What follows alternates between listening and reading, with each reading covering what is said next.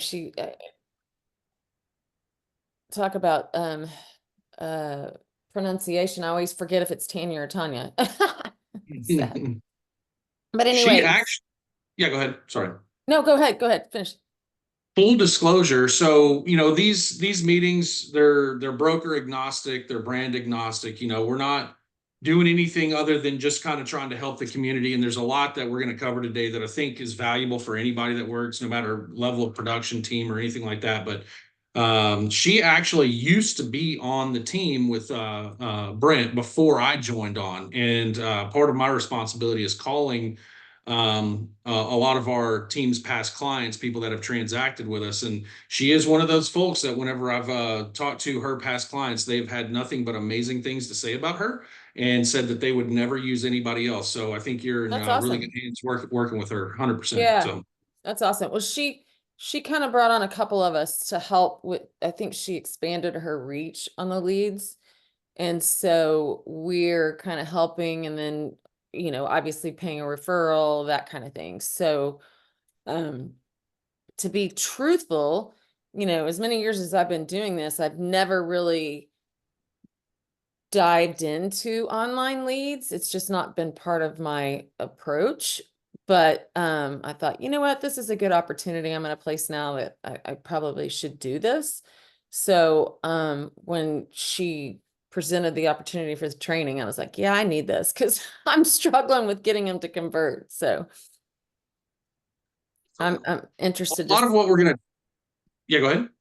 I just was going to say, I'm interested to hear what you have to say and figure out ways that I can do things a little bit differently and better. Great. And a lot of what we're going to talk about would apply to any number of sources. I think the thing with online lead conversion is that it boils down to really one key factor, and that has to do with trust. And we're going to talk a little bit about that.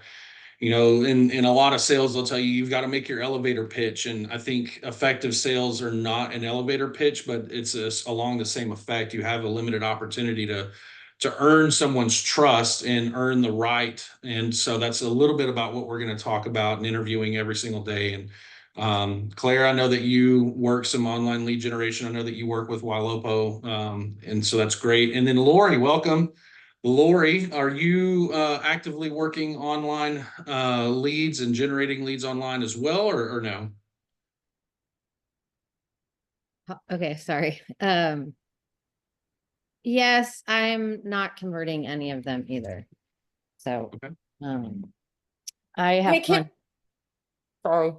that's okay. I have Tanya's leads from Sierra and then I do some relo leads and yeah, I need some tips. Ooh. Was somebody about to say something? Yeah, I was just gonna say, I'm not seeing anything. Am I supposed to? I can hear you, but I can't see anything. Am I?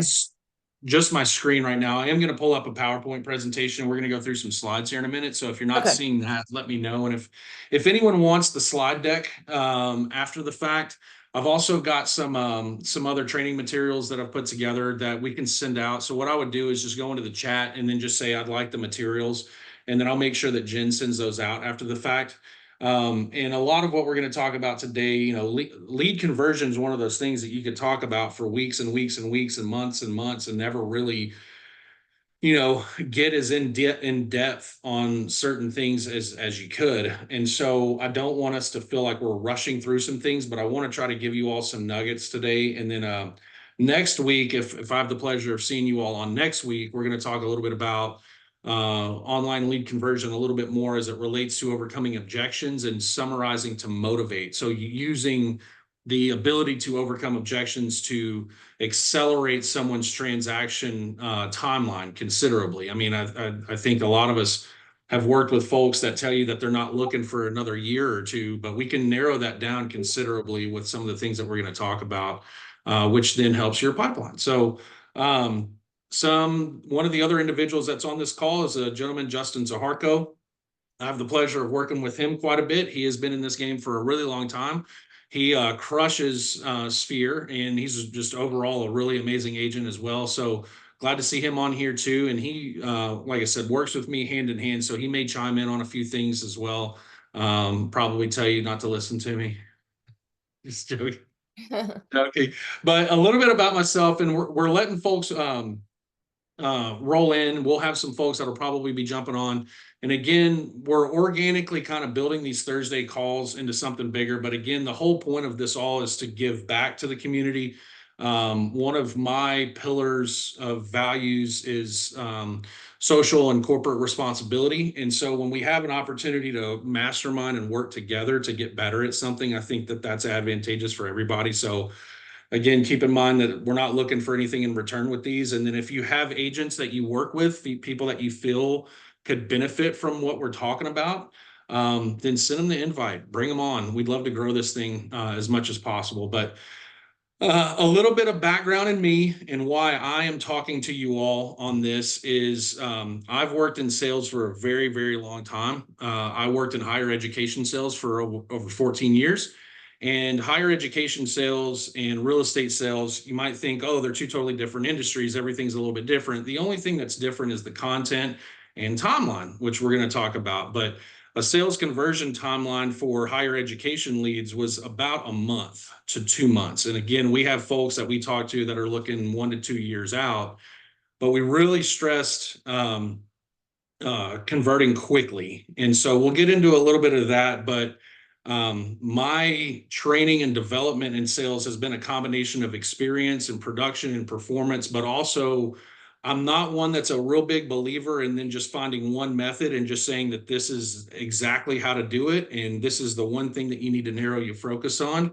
I try to take from each individual thing. So what I teach and what I promote is a combination of things that I've learned over time. And I've been in real estate for some years now and work in production. So I'm not going to be saying anything today that isn't something that I actively don't do. I'm a real big proponent of if you're going to try to coach and lead, then you have to be able to walk the walk. And so a lot of what I'm going to talk about and one of the nuggets at the end of this call is something that I use frequently to great success. And hopefully you all can take from that and try to implement it yourselves. But before I go any further, I want to stop right there, see if anybody has any questions. Is there anything in particular? I know a couple of you mentioned that you're having a hard time getting folks to convert. Does anybody have anything that they want to share specifically that they're having challenges with, like real, like anecdotal scenarios that they're struggling with?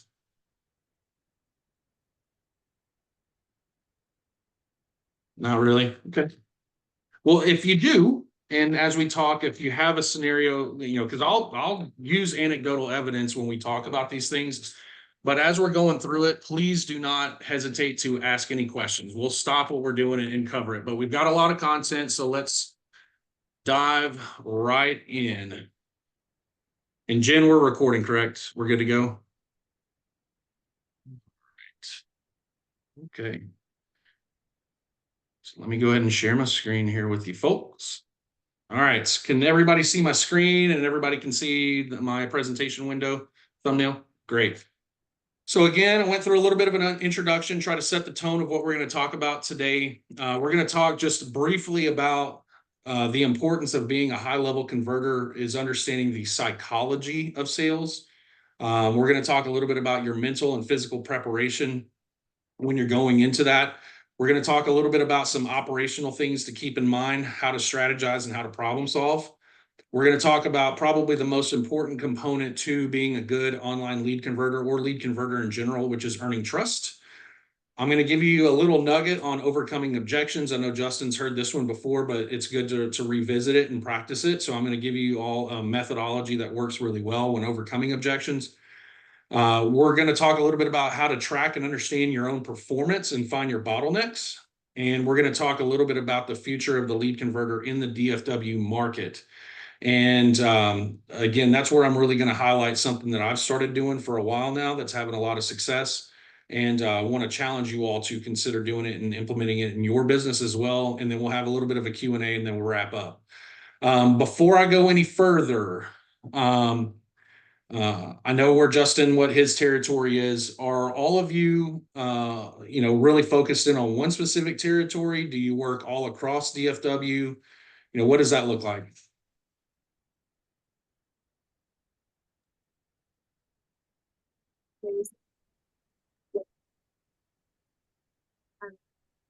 I have been, I've used some of these, and, and, you know, different, different, down, different, maybe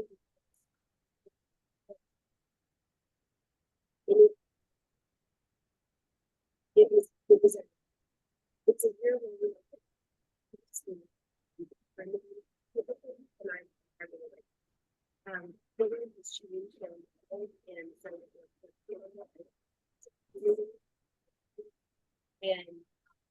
and so I think it's so good, which is they could have Claire, can I stop you for just 1 second? I'm sorry. Or is everybody else having a little bit hard time hearing? Mhm. Okay, Claire, it's That's right. muffled. If it's muffled and really low, and I hate to ask you to repeat what you were saying, but I don't know if you need to lean in a little bit closer. Okay.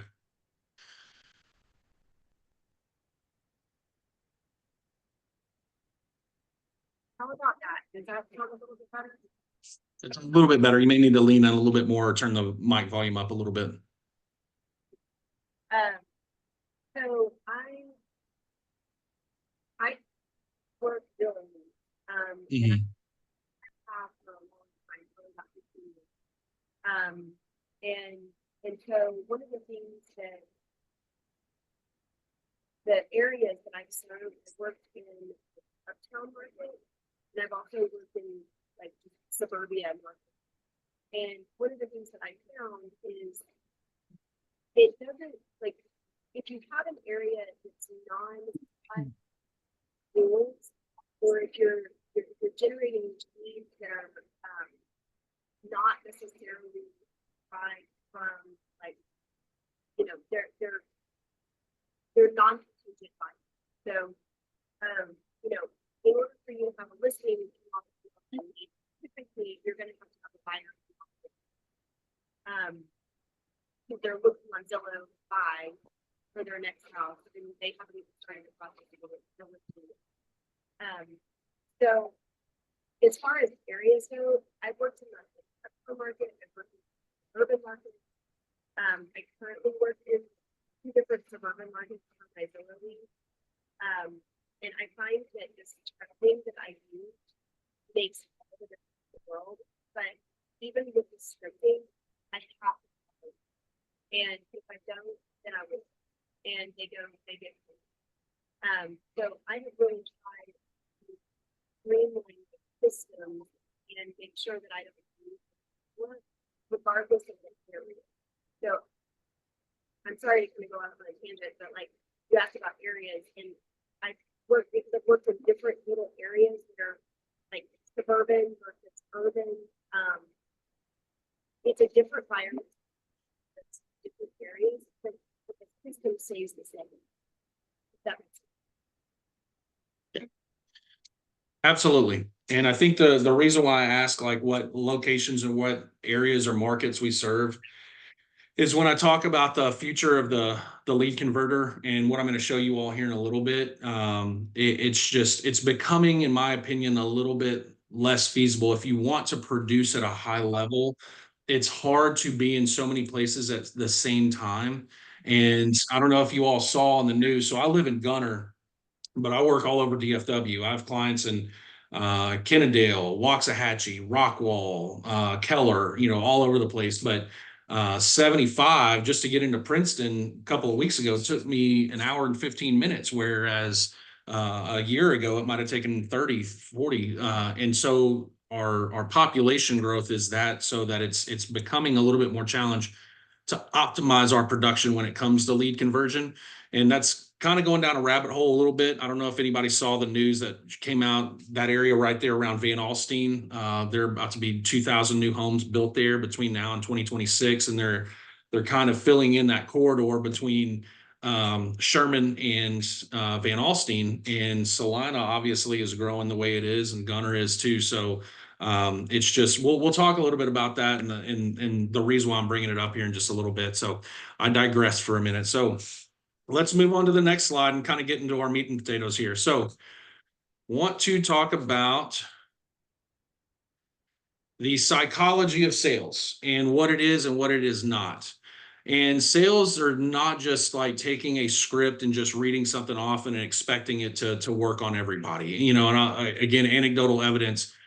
I interview a lot of agents and have over the years. And one in particular that I met with, he's like, I really just want to get an understanding of people, why they want to do something and why they want to move forward, which is absolutely the right perspective and the right approach to take.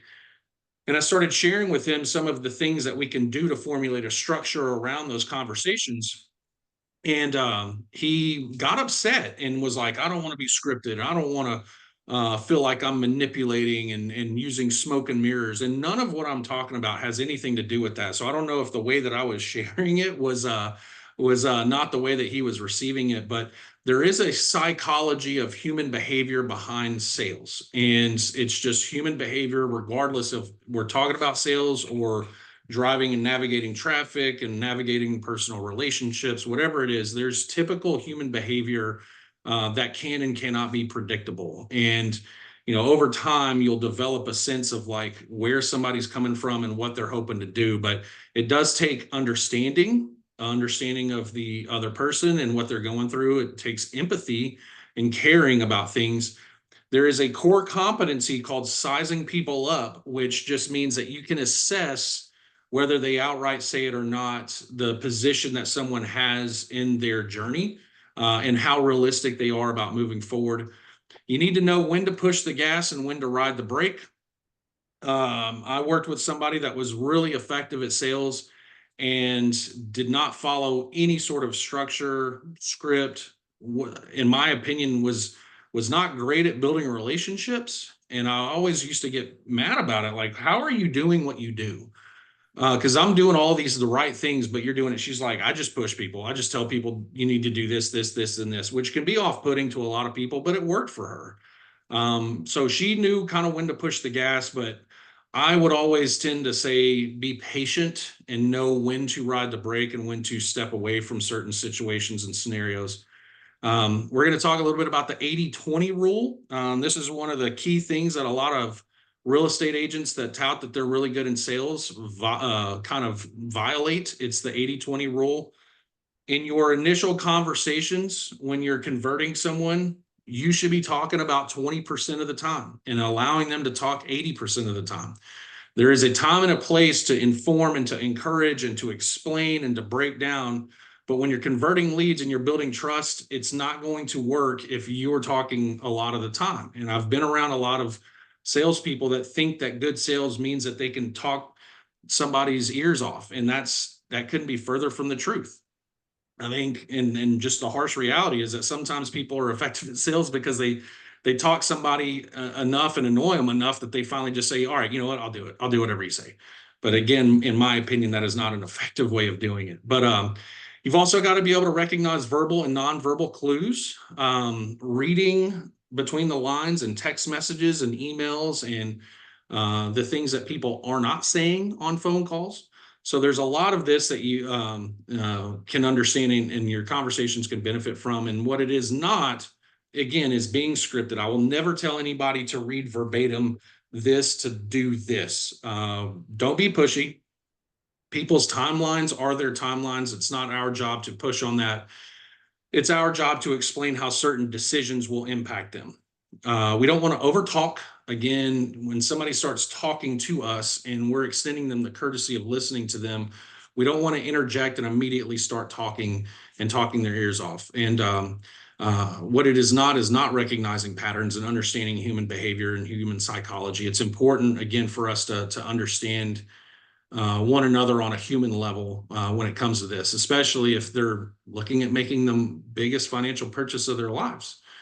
How do we better understand? Again, there's a lot that you can do. You can read. You can spend a lot of time with people that do this quite a bit. You can listen and actively listen a little bit more. And how do we get better? Role play. We're not going to do any role play on here. I'm not going to put anybody on the spot and say, hey, I want to role play this scenario. What I will tell you is that if none of you use this app, it's called Marco Polo, if you can see it. I don't know if it's coming in clear. but it's called the Marco Polo app, and the app picture is of a beach ball. I don't know if you can see it.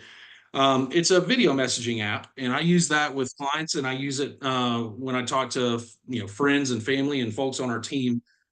If anybody feels like they want to role play, I'll put my number in the chat here in a little bit later. And if if you want to have a long running role play where you send me a Marco Polo and throw out a specific scenario, I'm open to doing that. I think it's important that we practice, but you also need to practice in your personal lives. If you go out on a date, you're going out with your family, you're going out with your kids. This is not me telling you how to navigate your lives. This is me just saying that you have a good opportunity all the time to get those repetitions in. My wife will get upset about something that I, to be honest with you, might not have a whole lot of interest in talking about, but I will stop and say, well, tell me more about that. Help me understand why you have that opinion. And I won't say it exactly like that because she knows what I'm doing. But I would challenge you all in your personal lives when you have a conversation with someone is to not answer their statement with an answer or advice. I would challenge you to ask a question to get more clarification. Okay. Physical and mental preparation. We might talk and think, well, why is this important? Why are we talking about this? It's important that you understand who you are as a human being. Let me go back. Sorry here. Click the wrong thing. All right, from current slide. So physical and mental preparation. Every single one of us are sitting down and we're comfortable where we're sitting. But can you tell a difference in my trajectory and how I'm talking while I'm sitting like this versus if I stand up and I say, it's the get to versus the have to. When you project more confidence when you're standing up physically, that comes off to people. Smiling on the phone comes off to people. Your tone, everything. You have to understand and have the self-awareness to know that when you're talking to an audience that they are going to receive what you're saying and how you're actually saying it, and your mental disposition is so important. Time blocking is so critical to being accountable to everything that we have to do, negotiating contracts. I have an agent calling me right now to negotiate an offer. I'd love to talk to them about it because it's quote unquote a money-making activity, but I'm time blocked to visit with you all. And we have to be disciplined to those things. And a big part of that is mentally getting yourself prepared to do this. The get to versus the have to. I too often hear agents that say, oh, I have to make my calls today. That is the wrong attitude. When I worked in higher education, I would out-convert 4 or 5 people that sat right next to me, but I got paid nothing more than any of these folks. Matter of fact, for a long time, I was getting paid less than them. When you work in real estate and you get to make phone calls and you get to talk to somebody that says, yes, I'd like to partner with you in this journey where I'm going to be spending hundreds of thousands of dollars, and that means that you can get paid to do it. Don't challenge me with a good time. Prospecting time, I hear so many people say, ugh, I hate doing it. It sucks. Man, if I get to sit here for a couple hours, have a couple of conversations, and then that means that I could get paid in a few months and make a lot of money and pay my bills and maybe go on a vacation, I'm going to kick my feet up, or I'm going to stand up. I'm going to put some music on. I'm going to turn on the TV. I'm going to watch YouTube videos, just as long as that sound is muted on the phone until somebody answers. You don't want somebody to pick up the phone and you listen to something inappropriate. But how you soundtrack your life is really important. And I misspelled soundtracks right here, soundtracks. But there is a book called Soundtracks, an audio book that talks a little bit about what you're listening to and what your environment looks like. But associate prospecting with something that you enjoy. Again, no harm in listening to music, watching videos on YouTube, scrolling Instagram, as long as it's not distracting you from being able to accomplish the task at hand. And there is also something called the Pomodoro method to time blocking that I would challenge you all to take a look at. And it has to do with short burst time blocking. It basically says that you time block out 30 minutes, the 25 minutes that start it, you're going to be really hyper focused on what you're doing. That next 5 minutes, you're going to take a break, get a cup of coffee, use the restroom, whatever you need to do, but stack those up to like 2 or 3 hours. So in 2 hours, for example, you've got 100 minutes worth of prospecting that you've done, but you've also allowed yourself some breaks, but you put your phone away for that. So A lot of this is not rocket science. A lot of this is stuff that we're probably like, oh my God, I didn't want to sign up for this to have him talk about stuff that I already know. But is common sense common sense? And are we practicing these things to put ourselves in the best position to be successful? You know, when we watch a sporting event, or we go to Cirque du Soleil, or we go to a play or to a movie, you're watching the final product of something. You're not watching everything that they've done to make everything right and make all their conditions as good as they can to get to that point. We have to have that same logic. So all of these things that might seem mundane are very, very, very important. I'm going to stop there for just a second because I'm violating the only 80-20 rule. I know that I'm teaching and coaching, but I want to stop there for just a second to see if anybody has any thoughts or questions. Nope. Okay. Moving right on.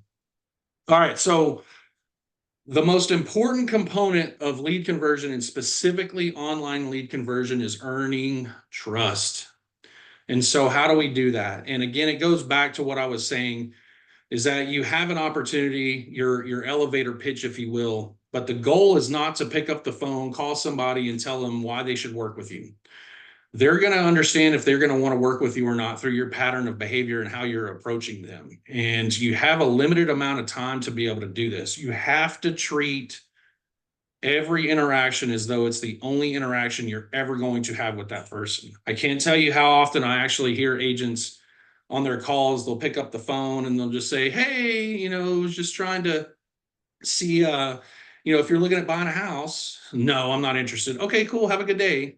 And then that's it. That is a poor introduction. But unfortunately, we do that too often. And it's because we're frazzled or we don't have enough experience with it. But what is the worst that can happen if you just simply ask a few more questions? And I always say that jokingly, and Justin's probably heard this 15, 20 times, but we had an agent, and I always used to say, what's the worst that can happen if you ask a few more questions? We did have an agent once that had someone try to fight him over after talking to him. But I think for the most part, 99.9999999% of the time, if you ask some questions of people and do it in a way that shows a curious mindset, you're going to get so far with that person. You know, Jen listened to me talk to somebody the other day, and simply earning trust could be just listening to somebody. I got on a virtual appointment with someone that's moving here from Boston. It was an 1.5 hour long call, and I probably talked for maybe 5 minutes of that 1.5 hours.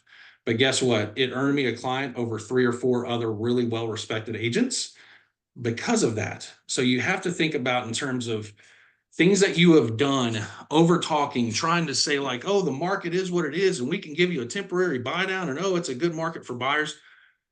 Nobody cares about any of that stuff. What they care about is you and who I'm going to be dealing with through this whole process. And we have to understand that.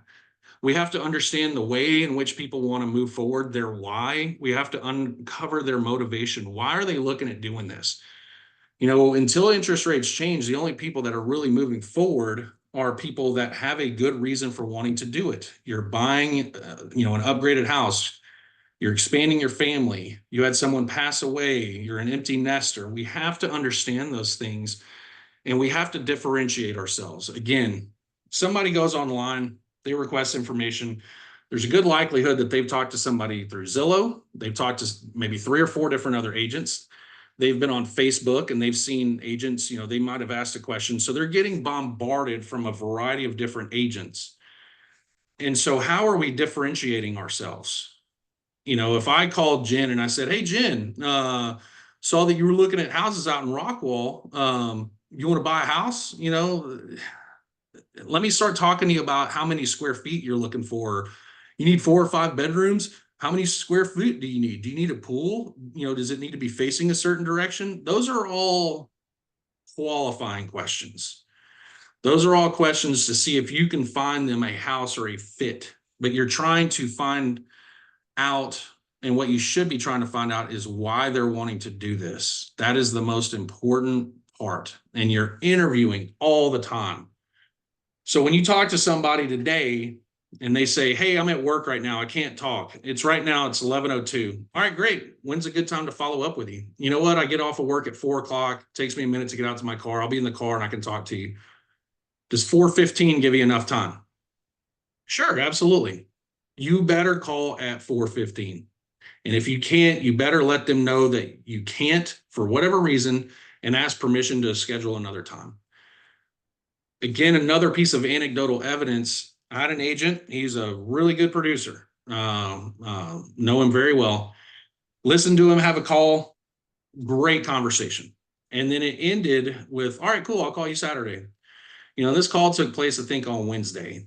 Now, it was in the midst of football season. And right now we're in the midst of football season. If you're a college football fan, when you want to watch your team play football, you're specifically scheduling a time. Even if it's not football, I'm going to the zoo with my kids and family on Saturday from 10 to probably 12. I'm going to be in the car at 9 o'clock and driving to the zoo. And when I get done, I'll be driving back. My mind isn't sitting there thinking to myself, I'm waiting for somebody to give me a call, especially when I'm at the zoo. Don't call me while I'm at the zoo. So don't call me when I'm trying to watch a football game. He did not. And I asked him, I was like, what time are you calling on Saturday? And he said, well, Saturday morning. I was like, what time? He said, anytime up until noon. I'm like, that is terrible. You have a window of 12 hours that you're telling this person that you're going to give them a call. They are not going to sit there and stare at their phone waiting for you to call. You need to set a specific time. And when you set that specific time, you need to set homework up. And again, lead conversion, we can get into this really, really, really deep. But if you call somebody today that just registered on your website today and they answer the call and you say, hey, I'm just checking in with you, wanted to see what I can do to help you out. And they tell you, oh, well, I'm at work right now. Can you call me after work? Yeah, if you never do, you've lost that person. And when you set up a call back and you say, yeah, I can call you back at 6 o'clock. Does that work for you? Great. When I call you back, what are you hoping to find out? Well, I just was kind of curious. I was trying to understand the market and interest rates seemed kind of high. Okay, great. Anything else? Well, I was kind of looking in Rockwall. You might find yourself actually being able to be on that phone conversation when that person said that they had to get off of that call. And until they tell you, I can't talk right now, let's talk at 6, then you have something that you've dangled in front of them. And that is not manipulative at all. But that thing that you're hanging in front of them gives them a reason to want to answer your phone call. You're the one that has stood out. You're the one that is earnestly trying to call them back and say, I want to talk about what you need, not what I want to talk about. And when I call them and I call them back, I'm going to say, hey, I'm calling you back from this morning. Is this still a decent time for you? You got to understand that these people, may not want to talk to you at certain times, and maybe you're in the middle of doing something. You've got to ask permission in a lot of scenarios to get them on the same page with you, but it also serves as a way for you to get them to focus. When we talk about sales psychology, you need focus from these people that you're talking to. I'm going to call you at 6. I want to go over these specific things. When I call you at 6 and you answer the phone, I'm going to ask you, is this a good time for you? Great. Now I've got your attention undivided. You said to me earlier that you were concerned about the market. You wanted to understand how it worked, and you might be looking in the Rockwall area. Let's talk about that. That's then your point and your pass to inform. Again, it's understanding where we're at, when it's appropriate to push the gas, when we need to ride the brake. We want to also show that we're actively listening to them. If they tell us something and then they say, oh yeah, when I told you about this the other day, and you're like, I don't know what you're talking about, or I don't know what you said 5 minutes ago. How many, by a show of hands, how many of us have a hard time when you meet somebody remembering their name 2 or 3 minutes later? It happens. It happens. So you've got to really focus in that moment and understand what they're telling you. And again, one of the biggest things that is going to build trust is not just listening to someone who probably just wants somebody to talk to, but to be able to show that you're listening by using their words. Hey, you told me that you've been thinking about this. You and your husband have been thinking about this for the last 10 years, and you haven't made a move in that entire time.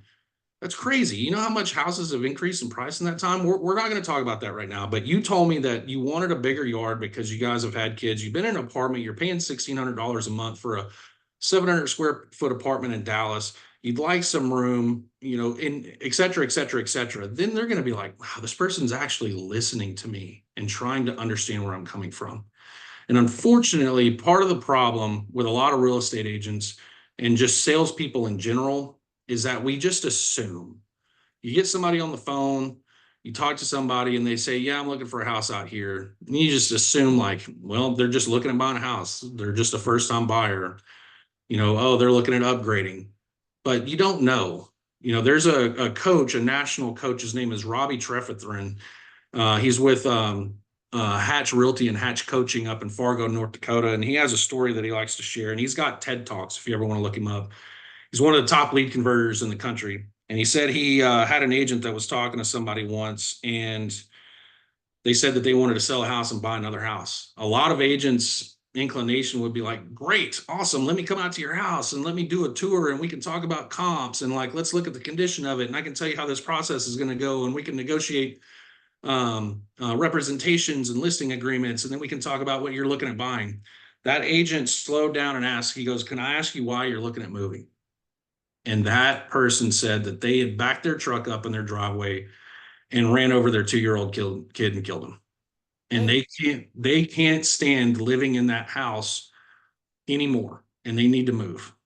Now, if they had never asked a question to understand that, they might have gotten through the transactions. But understanding that and showing some empathy and just wearing the shoe, the shoes on the other foot, and understanding the shoes that people are walking in and what situations and things that they're navigating, even if you haven't experienced it. I think if you can build a rapport and build a trust and get them to open up to you, you are winning the game. And it's not a matter of winning or losing, but you're winning at developing better relationships, which is something that we should all be shooting for anyway. At the end of the day, it's not about these houses. It's not about interest rates. It's not about cost to close. It's not about any of that. It's not about appraisals. It's not about it's about helping people achieve their goals. It's about them trusting us. And if they're online looking and they're not calling someone that they know, they're not calling a number on Google, they're browsing, their biggest concern isn't the interest rate. Their biggest concern isn't the market right now. Their biggest concern isn't any of that. Their biggest concern is us. And we have to recognize that. So what are you going to do in that limited window of opportunity to earn that trust to then give them advice and listen to what we're saying? I'm going to pause there for just a second. Does any of this make sense or not make sense?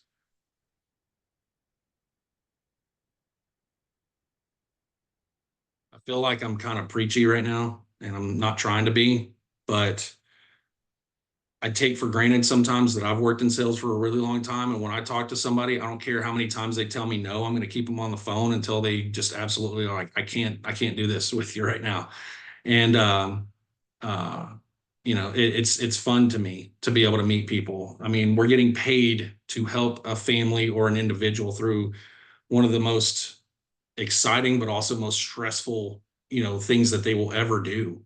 And, Brent, who is someone that I work with a lot, will tell you, they just have to be able to feel like they can hang out with you. And who's going to want to hang out with you if they don't feel like you're their friend and you're understanding of where they're coming from? So you've got to earn the trust. Overcoming objections. And I want to just kind of switch gears a little bit here. And again, I'm not going as deep as I could and how deep I would love to go, but overcoming objections is something that I hear a lot of agents struggling with. There are different methods for overcoming objections. The biggest component of it is that you do ask a lot of questions, a lot of open-ended questions. We need to stop asking questions like, do you want to buy a house? Do you want to buy here? Have you gotten pre-approved? You need to start asking questions that are like, tell me a little bit more about your situation. Tell me why we're talking. Tell me a little bit more about that. Help me to understand.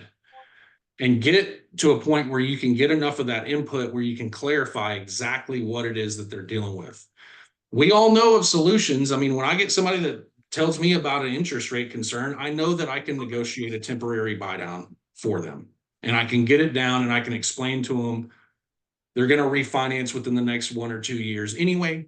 So I can explain that, but why would I explain that to somebody that's not their concern? What if their concern was they really want to find a house for their family that doesn't have, the smell of pets embedded into the carpet, little things like that. I need to find that out. Lori, that's totally fine. Yes, and we'll send that to you for sure. But one of the methods that you can use to overcome objections is what's called feel, felt, found. It's very impactful. Hey, I know that you have concerns about the market right now. I have a client that I worked with recently named Austin who had the same concerns. What he felt was that their monthly payment was going to be too much for them. What we found is that we were able to negotiate a concession for them to get their rate down while we wait to renegotiate. How does that sound? Oh, that sounds great. You're normalizing a fear or a concern. And then the fork in the road is like when you take somebody's motivation and you split it into two decisions. And we're not going to get into detail on this, but it's like, all right, cool. I've understood what you're saying. You have a couple of choices. One, you can go down this path of buying a home and achieving all your hopes and dreams. Or two, you can continue down this path of signing another lease and overpaying for something which has been bothering you. What would you rather do? Those are two ways that we can get into a little bit later on a different call. But the one that I've always found most effective is what's called the two-step benefit statement method. Again, you want to understand what they're dealing with. Again, we can use the market. We can use interest rates. Can I ask for permission to share something with you? That's always important. Again, is asking for the permission to give advice. Have I earned that right to do that? If I were to show you a way that we were able to overcome your concerns with the interest rate, is that something that you'd want to learn a little bit more about? And I'm not telling you to be scripted and say it exactly that way. Whatever works for you. But you've got to be able to say, if I were to show you something, would that be of interest to you? Well, yeah, of course. Okay. This is the only thing that I would ever tell anyone to really specifically zone in on how, not even how you're saying it, but saying it. Is this part right here. What that would mean to you is you've got to show something that's going to mean something to them. If I were to show you a way that we could overcome your concerns about the interest rate, is that something that you would want to learn a little bit more about? Well, yeah, of course. Well, great. Practically every pre-owned home that I've got under contract over the last 6 months, I've been able to get concessions out of the seller to pay for your interest rate to be bought down. What that would mean to you is that we could get your rate down to maybe a 4.5 or a 5.5 over the next year or two and allow you time to refinance. Would that work for you? Well, yeah, of course. How do you do that? Then I've earned the right to inform. And you want to temp check them. Does that make sense? Well, yeah, kind of. Great. I'm going to show you. Let's talk about next steps. I want to get you on a call. I want to get you on a Zoom so I can actually show this to you. And so this is a lot of information that I'm covering with you guys right now. I really hope that I'm not burning you all out. I really do hope that you're taking some nuggets from this, but these are things that we are going to continue to talk about in these Thursday calls, specifically objections. I just wanted to give you a nugget of something that works to great effect, which is this two-step benefit statement on conversion. You get somebody on the phone that finally wants to talk to you, your opening is going to be critical. Hey, this is Mike McCullough. I'm with this XX broker. Saw you were looking at homes on our site. I just wanted to check in with you and see what I could do to help you out. Very simple. Well, I was thinking about it, but I have concerns about the market or this or that. Cool. Tell me a little bit about what's got you looking at doing this to begin with. Talk a little bit. Hey, at the beginning of the call, you told me that you had some concerns about this and this and this. Do I have permission to share something with you? Cool. Yeah, you have concerns about the market. Yada, yada, yada, what I just said a minute ago. How would that sound? That whole conversation might take 5 minutes, 5, maybe 10 minutes.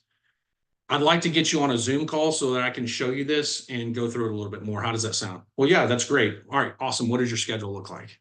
Boom, scheduled appointment. I have consistently scheduled 7 to 10 appointments for the last couple of years, even despite this market doing exactly like that. It's not overly complicated. It's just trying to understand where somebody's coming from and then saying, I want to create an environment for you where you don't feel like I'm trying to sell you on anything. Your timeline is your timeline. It's not my job to push on that, but I want to show you some things and I want you to understand how your decisions are going to impact your ability to move. How does that sound? Great. I want to go on to the next page here. When you're working in lead conversion, you need to understand your own business and you need to understand your performance. Any sports fans? One, two. You know, with baseball and football and all these things, you have these data points that are like, oh yeah, this person averaged this amount of rush yards per attempt, or this person had this much of a batting average and this much of a on base percentage or slugging percentage, et cetera, 3-point conversion, whatever. We have to understand it in that way for ourselves. And if you don't have a tool to track this stuff, which there are a lot of them that are out there, you can track it yourself by manually doing the math. But I can tell you all right now, in sales in general, your lead to contact, meaning how many leads that you get to how many you actually get some two-way communication with, even if it includes like a piss off text message or leave me alone, that counts as two-way communication. You need to track how many you get of that. Out of those folks that you get two-way communication with, you need to be able to track how many that you actually can schedule to an appointment. You need to track how many of them out of how many you've scheduled have actually shown up to your appointments. And then out of those, how many have shown up to your appointments that also sign representation agreements or agree to go on showings with you. And if you go back and look at, say, your last year and do the math and calculate it up, then you have a baseline for data. And then you can take that data and say, well, where am I hitting bottlenecks in my performance so that I can get better or continue to do the things that I'm already doing? And this is probably one of those things that requires a whole other separate discussion, but identifying your bottlenecks and what you are good and what you're not as good at will help you understand what you need to work on and what you need to continue doing. You have to be able to assess your own self-performance. Step conversions is something that I've used for a very long time. I know if my average ability to contact a lead is 80%, but I'm sitting at 65%, then I need to go back and look at what time of the day I'm actually calling people and how I'm trying to reach out. If I'm calling people at 1:30 every day and not getting anybody on the phone, that's literally insane. Doing the same things over and over again and expecting a different result.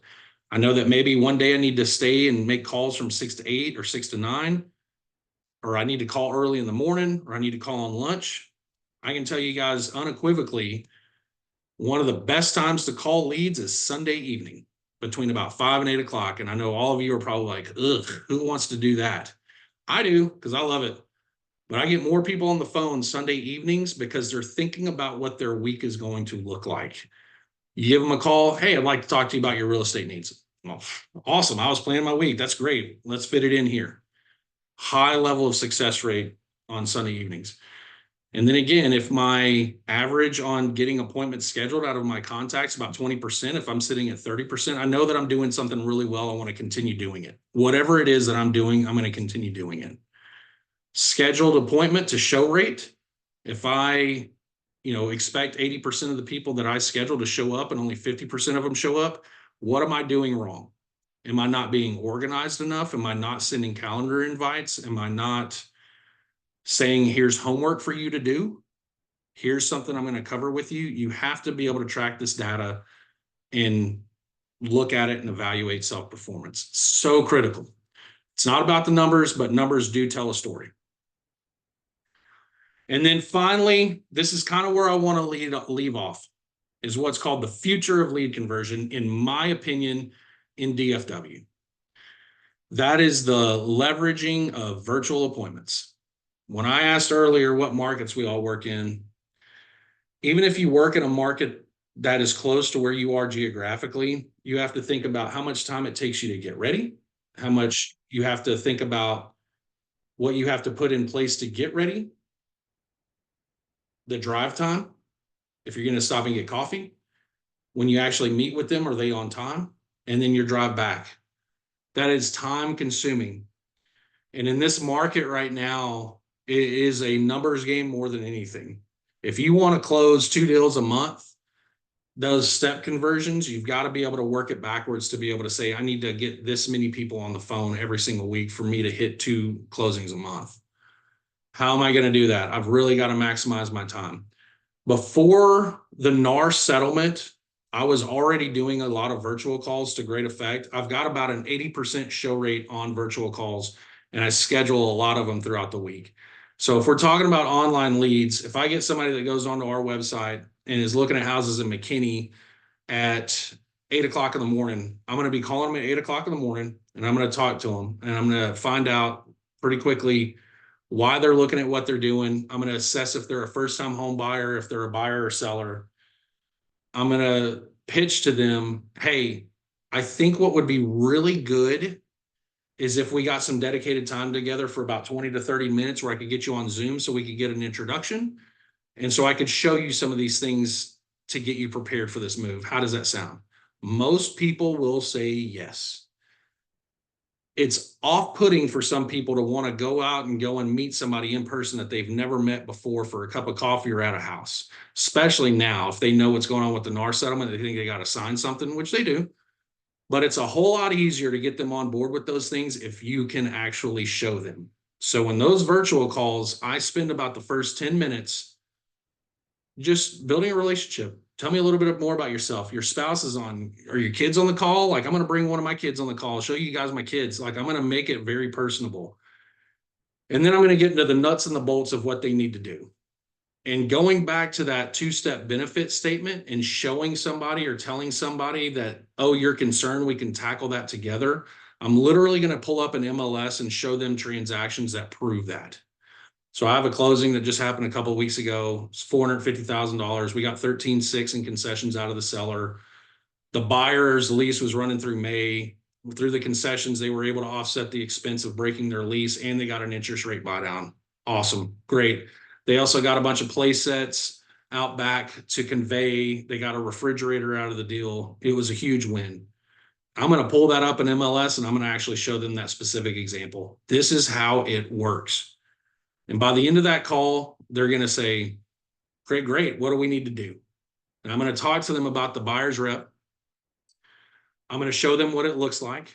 I'm going to ease any concerns that they have about it, particularly the commission part. And I'm going to say, here's our homework. What I want you to do if you're lending is, as soon as we get off the phone, I'm going to get you introduced to my lender. And I'm also going to send you a list of houses that I want you to pick out 2 or 3 of them. And I want us to get these scheduled for this weekend. How does that sound? Awesome. By the way, that representation agreement I sent to you, if we're going to go see houses on Saturday, I need you to sign that by tomorrow. Okay, awesome. Boom. Then by the time you go and meet them in person, you're locked in. I mean, that's your client. No ifs, ands, or buts about it. That, in my opinion, with the amount of growth in DFW and the impact that things like that can have on people with their busy schedules, their reluctance to meeting with people, all of those factors combined, in my opinion, that is how we need to convert online leads. Give them an opportunity to meet with you and get an understanding of something virtually. It's very low stress. I mean, I don't know about you guys. I make plans with people.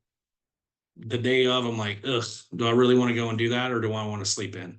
Human beings, and it's the psychology of human beings to understand that we're predictable.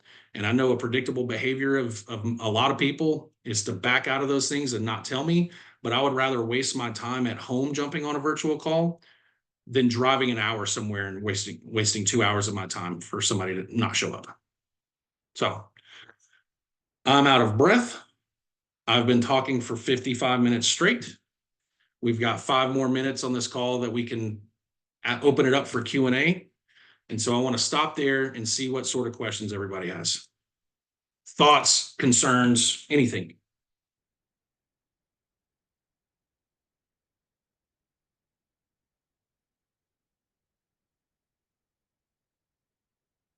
Honey, did I just burn your brains out?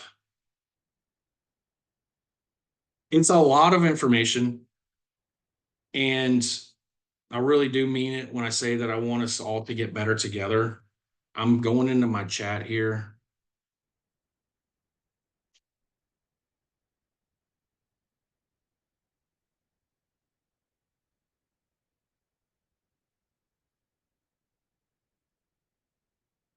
I don't care that somebody is, everyone in the meeting.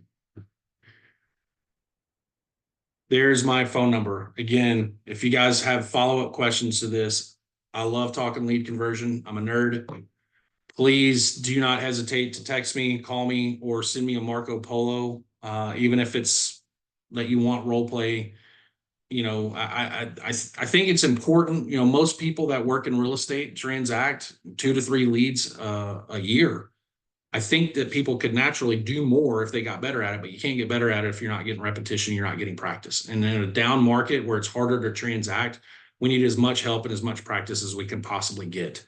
And if it benefits you, it benefits me because I'm also getting repetitions. I don't care how good you get at something, you've got to be able to say that I'm never going to plateau and I'm never going to get to a point where I can't get any better.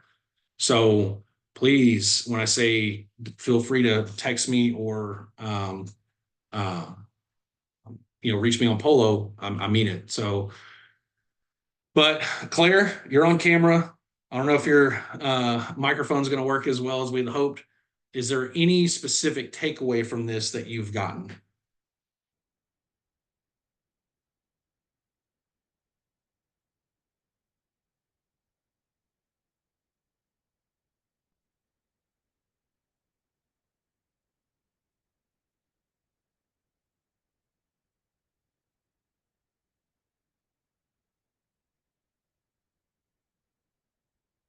You're on mute. Cindy, Jalen, Surveya, are there any takeaways that any of you have from today's call?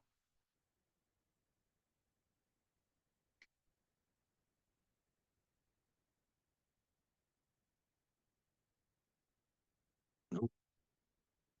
Well, that's not a problem. If it left you speechless because you're like, oh my gosh, that was so much content, it was so wonderful that I don't have any questions, I'm just trying to soak it all in, then that's fine. But please do join us Thursday. We're going to segment this out. This was a lot of information. I understand that. Thursday, we're going to talk specifically about the overcoming objections part, because I think that that's the thing that most people are like, how do I do this better? So, all right, we'll see you next Thursday. Thank you so much.